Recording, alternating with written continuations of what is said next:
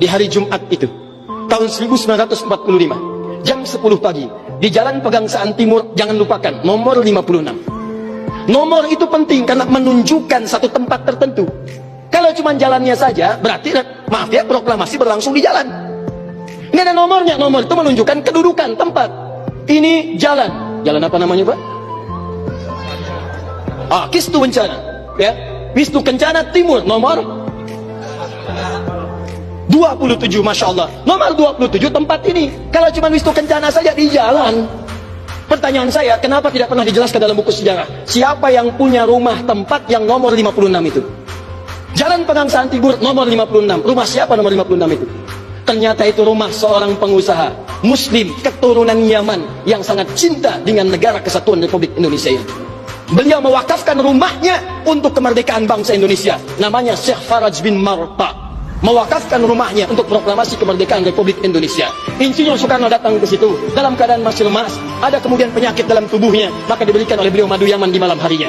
Siang-siangnya sudah fresh, dalam keadaan yang baik, maka digelorakanlah kemudian di sampingnya ada Bung Hatta, proklamasi sampai dengan ujungnya. Teman-teman, proklamasi 17 Agustus tahun 1945 itu memiliki saham yang kuat dari pertemuan-pertemuan dan perjuangan para ulama.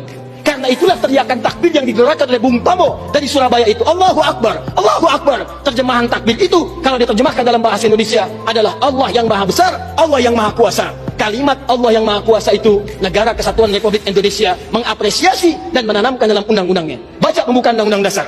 Atas berkat rahmat Allah yang maha kuasa. Kalimatnya Allah, tidak ada yang lain lagi. Atas berkat rahmat Allah yang maha kuasa, dan dengan didorongkan oleh keinginan luhur. Jadi keinginan luhur itu diletakkan di akhir setelah Allah yang maha kuasa. Karena dari dulu itu memang punya keinginan luhur, pengen merdeka, tapi belum dapat. Siapa kemudian yang mempercepat keinginan luhur itu? Allah yang maha kuasa. Atas berkat rahmat Allah yang maha kuasa, dan dengan didorongkan oleh keinginan luhur, maka rakyat Indonesia menyatakan dengan ini kemerdekaannya. Dari situ kemudian jadikan sebagai sila dari 5 dasar sila ketuhanan itu.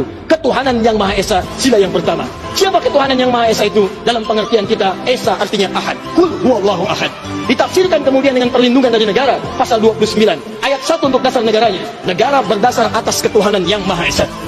Karena itu kalau di bumi Indonesia ini ada orang-orang yang anti Tuhan, ada orang-orang yang menolak ketuhanan, sesungguhnya dia sedang melanggar undang-undang. Dan pasal 29 ayat 2-nya, negara menjamin kita untuk menerapkan nilai-nilai ketuhanan dalam bentuk ibadah. Perhatikan bacaannya. Negara menjamin kemerdekaan tiap-tiap penduduk untuk memeluk agamanya masing-masing dan beribadah menurut agama dan kepercayaannya itu. Bagi kita, pengajian adalah ibadah. Sholat adalah ibadah. Zakat adalah ibadah. Taklim seperti ini adalah ibadah. Jadi taklim pun dilindungi oleh undang-undang, taklim pun didukung oleh negara, dan kalimat takbir pun itu adalah kalimat takbir yang tertulis dalam undang-undang dasar kita. Jadi kalau ada anak bangsa yang anti dengan kalimat takbir, itu artinya anak bangsa yang tidak mengenal perjuangan nenek moyang kita yang telah mewujudkan negara kesatuan Republik Indonesia. Takbir. Takbir.